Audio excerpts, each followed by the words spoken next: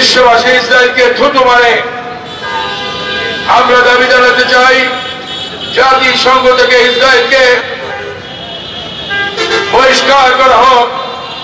Israel একটা উদ্বাস্ত জাতি, একটা সন্ত্রাসী জঙ্গি সংগঠন। তাদেরকে নিষিদ্ধ ঘোষণা করুক সারা পৃথিবী থেকে, তাহলে বিশ্ব শান্তি ফিরে আসবে।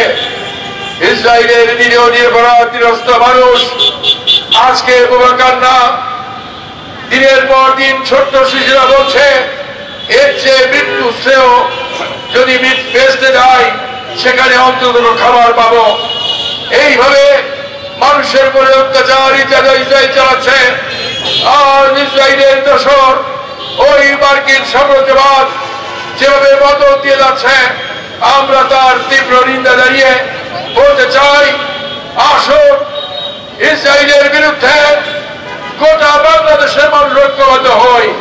যদিও আমরা ঐক্যবদ্ধ আছি, আমাদের শহীদুল আলম একজন বীর, তাকে আগামী দিনের জাতীয় বীর হিসেবে সরকারকে ঘোষণা দিতে হবে যে শহীদুল আলম হচ্ছে একজন মানবাধিকার কর্মী নন, তিনি একজন জাতীয় বীর। এই জাতীয় বীরকে বীর স্বীকৃতি দিতে হবে। উনি যেদিন দেশে আসবেন সেদিন ওনাকে সংবর্ধনা দিতে হবে। এবং ইসরায়েলের বিরুদ্ধে আগামী দিনে যে কর্মসূচি না হবে, সকল কর্মসূচিতে আমরা ঐক্যবদ্ধ থাকব, খুলনাবাসী ঐক্যবদ্ধ থাকবেন। আজকে ফিলিস্তিনে যে পরিমাণে হামলা করা হয়েছে, যেভাবে গোলা বারুদ মারা হয়েছে, যেভাবে মায়েদের শিশুদের হত্যা করা হয়েছে, এটা একটা বিভৎস। এটা কখনো হতে পারে না। এটা যদি এইভাবে অত্যাচার করা মানে ঈশ্বরের বিরুদ্ধে তাদের অবস্থান না। ঈশ্বরের বিরুদ্ধে যারা অবস্থান নেয় তাদের এই দুনিয়াতে তার জায়গা থাকা উচিত নয়। কাজেই এই নৃশংসতার জন্য আমরা বাংলাদেশ পূজা উদযাপন পরিষদের পক্ষ থেকে আমরা তীব্র নিন্দা এবং প্রতিবাদ জানাই। আজকে যারা এই অসহায় গাজাবাসীদের খাদ্যের জন্য যারা এই ফদিলা কুমুদ্দ উপহার নিয়ে যাচ্ছিলেন, তাদেরকে আটক করে আরেকটি ঘৃণ্যতার পরিচয় দিয়েছেন ইসরায়েল। আজকে আমরা দেখেছি জাতিসংঘে যখন অধিবেশন চলছে, তখন ইসরায়েলের প্রেসিডেন্ট যখন বক্তব্য দেওয়ার জন্য তাকে আহ্বান করা হয়েছে, তখন ওইখানে সারা বিশ্বের যারা নেতৃবৃন্দ ছিলেন তারা চেয়ার ছেড়ে সেই সভাস্থল ত্যাগ করেছিলেন। এটাই প্রতিবাদ নয়।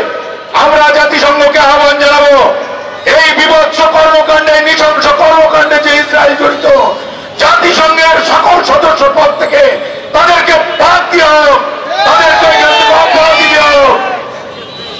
আমি আবারও বলছি, আমাদের যে সনাতন ধর্মের মানুষ, এই সনাতন ধর্মের মানুষ সকল জীবের ভিতর ঈশ্বর বিরাজমান।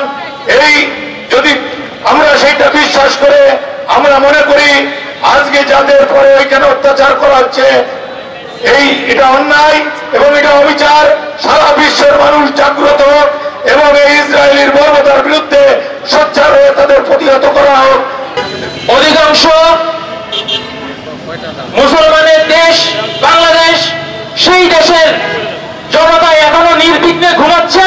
অপরদিকে গাজায় ছোট ছোট শিশু সহ সকল মানুষকে নির্বিচারে হত্যা করা হচ্ছে, সেগুলো আমরা মুখ বুজে সহ্য করছি। বিগত দিনে আমরা দেখেছি দিল্লি সিলেবাসে বাংলাদেশের এই ইসলামিক মানুষদেরকে জঙ্গি আখ্যায়িত করা হয়েছে। শিশুরা না খেয়ে মারা যাচ্ছে, তারা মাটি খুঁড়ে খুঁড়ে যাচ্ছে। কোন যুগে আমরা বসবাস করতেছি?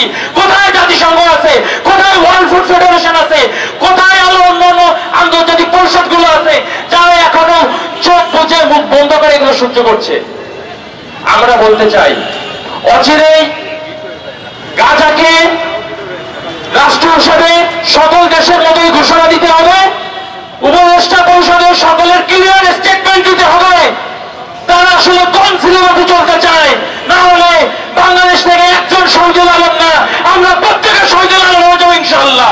মুসলমানদেরকে যারা এই মিডিয়া দিতে চেয়েছে, মাত্র 7 থেকে 10 সাহাবী ছিল, কাফেররা কম ছিল এমন হয় নাই, কম আছে ঠিকই, কিন্তু নারায়ে তাকবীরের আওয়াজ, মুসলমানদের আল্লাহ, এই আল্লাহু আকবারের আওয়াজ দিয়েই সে আওয়াজ তুলবে ইনশাআল্লাহ।